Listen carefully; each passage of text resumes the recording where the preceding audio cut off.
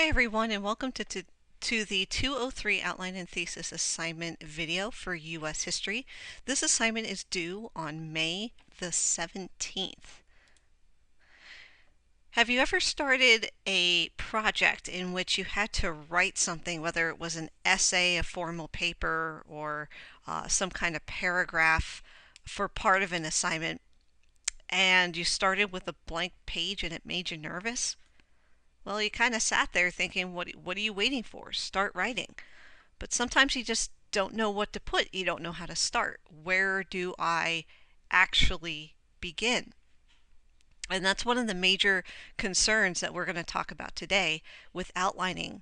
What is the purpose of using an outline? Well, the major purpose is addressing the issue of writing in a way that makes logical sense and logical order so that whatever you're writing comes out planned, neat, and in an orderly fashion so that whatever it is that you're saying is more easily understood by the reader. It might make sense to you at the time that you're writing it, but without planning it, other people may be incredibly lost, and the importance of what you're saying will be lost due to the disorganization of your writing if it's not properly planned. It may also help with this very big problem that students usually have, the fact that they don't know where to start. If you have an outline, it shows you and helps guide you, almost like a roadmap, how you are going to start, what you're going to do next, and how you're going to slowly progress your way to the conclusion of your essay, paper, or project. Now, one of the things that I frequently hear from students when they skip this step of outlining is they're very honest with me. They usually tell me, well, I didn't have enough time to do it. And then I'm usually speaking with those students about making revisions on their paper and rewriting it. And I often ask them, I said, do you think it would have taken less time to create an outline or to have to go back and rewrite your paper? And they typically, again, are pretty honest with me, and they say, you know what, if I had done an outline, it's more likely that I would not have to have redone the entire paper. And sometimes they really do learn that lesson and use outlines in the future. Outlines can take some time, but they really only need to take as much time as you need to use them for organizational purposes. In this class, we're going to do it a little bit more formally and ask you to create your own outline and make sure that you have enough there to fully answer the question for your U.S. history research project. In your U.S. history research project, you are answering or rather not answering, but you're choosing an event and trying to argue that it is a turning point in U.S. history. So you're trying to convince your reader that your topic had a major impact on U.S. history. Okay, so organizing with an outline is going to be crucial. Now, what can an outline actually do for you? The outline should divide your topic into the major areas that you're going to focus on. The information needs to be ordered in a clear and logical manner. The last thing you want to do is force your reader to follow your train of thought if it's not planned out. We all know in conversation, it's easier to follow what somebody's saying if you can ask questions and you're engaging with them. But when somebody's reading something, they can't pause and ask you, what did you mean by that? Or how did we get here? They need to know that by the clear order of what you're presenting in your outline. Usually students write an outline after they've really taken an opportunity to scan an overview and take some notes on the resources that they've collected. If you start researching and taking notes that are color-coded on note cards based on where you want to put them in your project, it might actually start the outlining process for you as you're note-taking before you even get to the point where you're making an outline. Look at the table of contents in some of your sources, the books in particular. It shows you how the author has organized his or her information, and it might give you a good suggestion as to how to organize yours. Because we're talking about an event in U.S. history, the chances are you're either going to organize your outline by chronological or cause and effect order. Okay, because you're doing a history project, history is usually chronological.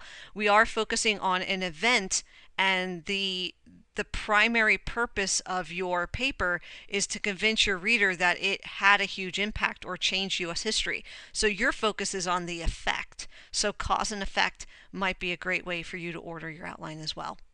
Now at this point, what you can do is you can pause this recording and in the slides that I sent to you in Kmail and have available to you in doc sharing in the course, you can click on this how to create an outline video, and it will play for you about 6 minutes just going over how to create your very own outline and the best way to go about that. So go ahead and pause the recording here, take a look at that, and then we will continue.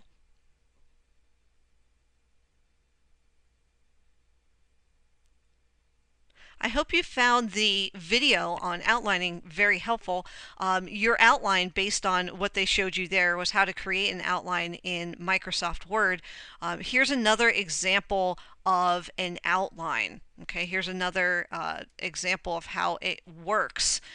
And as you can see here, you have an introduction, a background, and this is what we're suggesting that you use for your project. You start with an introduction. For example, if you're talking about the New Deal, what was the New Deal? How did it affect the United States? Just briefly introducing the reader to it and stating why you think it was a turning point in U.S. history. You can then talk a little bit about the background of the event, not in a lot of detail, but in a little bit of detail, okay, just to give them an idea of how the New Deal came about. Then you're going to focus the rest of your paper on the political, economic, and or social impact. Your project might not have a political, economic, and social impact, all three. It might have more of an economic and social impact or more of a political and economic impact. It really depends on what your subject is. An outline follows a specific format. A topic outline usually has short phrases. It does not always have to have full sentences, as you see here. It depends on how detailed you need to make it. If you're submitting an outline for your U.S. History 203 assignment, it should look at least this filled in. If there's a part A, there should be a part B. If there's a part 1, there should be a part 2. So make sure that there's always something to follow up in that portion of your outline. Okay, this is what your outline assignment looks like. Okay, it's going to ask you first here for an introduction. This looks very familiar to the previous outline on this screen. It's going to ask you for an introduction. You're putting your thesis, putting your thesis statement right here in the beginning, introduction under letter A, and it should tell the reader what your topic is, what you are claiming or proving about it, and largely that it was a turning point in U.S. history.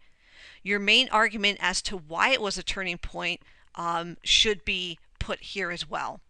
So if you're arguing that the Model T built by Ford, Henry Ford, was your turning point, you would state that you believe the Model T was a turning point in U.S. history because blank, and you're going to state why you believe that is.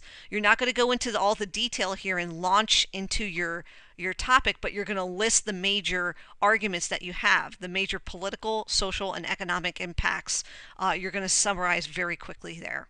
Okay, so that's part B, the impact on the United States, a brief statement of overall how your event changed the U.S. Okay, then you have your background, a very short background on how Ford developed the Model T, his use of the assembly line, a brief summary of that event of creating it. But again, this should not be the majority of your paper. At maximum at this point, it should be about 1 page to 1.5 pages if you're in honors, but about 1 page if you're doing a 3-page paper. The rest of your paper should be talking about the impact itself, and then finally a conclusion. Okay, but your thesis statement up here is your first part, and you might be concerned as to what a thesis statement is. So let's talk about that real quick before we wrap up our explanation of this assignment. I have another video for here that you can click on. Again, check the PowerPoint presentation, these slides that I sent out to you in Kmail and is also in doc sharing. You can click on this link and go right to the video. It's going to show you what a thesis statement is. Now again, a thesis statement, just as we said before, does several things. It gives you a chance to make your claim. Okay, a good thesis sentence will make a claim. For instance, your claim, using our example before, is that the Model T was a turning point in U.S. history. Okay, that's your claim. You're going to have to argue why. A good thesis sentence will control the entire argument. So remember that it's easy to get sidetracked when you're working on research. It's easy to get away from your topic. You always have to go back to this main statement. Is what you're including in your paper talking about why the Model T, or whatever your subject is, was a turning point in U.S. history? Are you focusing in on the impact? Is that the focus? This makes sure that you're not running all over the place, getting writing off on a tangent and losing your reader. It gives you focus. A good thesis will provide a structure for your argument. A good thesis not only signals the reader that what your argument is, but how your argument will be presented. It is always not only polite, but smart to guide the reader into what you're going to present so you don't lose them. If they are forced to read something that is rambling and does not have a logical order, it doesn't seem to be presented clearly, they're going to lose interest, they're going to put it aside, and your point will not get across, and you will have defeated the entire purpose of your project. So you want to make sure that your thesis provides a good structure for your argument. All right. So usually if you have a thesis statement, it's going to be something probably more like this cause and effect one. The cause is blank and the effects are blank, or the effect is blank and the causes are blank. So for you, you might be saying something a little bit more different, like the Model T as an invention was a turning point in U.S. history. It drastically changed American society, the economy, and the way people lived. And then state simply how it did that. So that's an idea of how a thesis statement is formed. You're showing the reader right away that you're trying to prove that the Model T was a turning point in U.S. history, and focusing in and explaining, or you will be explaining, what the political, social, and economic impacts were. Okay, so your thesis statement is going to go right at the top of your outline here. Again, they don't have to be complete sentences except for your thesis statement, but the rest of it can be just short phrases that will clue you in as to what you want to mention there. Remember though, this can't be so vague when you submit it that your teacher doesn't have an idea if you've correctly planned this out. You really should be thinking about step by step what you want to present at what point during your paper. This will help you, again, address that blank page issue and fear and get you ready to submit your final project. Okay, and this will even help you organize, even if you're not doing a paper, you're doing a website or a documentary or even a PowerPoint. Okay, so again, if you get stuck, you can watch this video or you can watch the directions video up here at the top of your 203 outline and thesis assignment. There is another video there walking you through the basic steps. This video just went more into depth as to what a thesis statement is and how the outline can help you. I hope it helped out. Good luck on your assignment. Again, it's due on May 17th.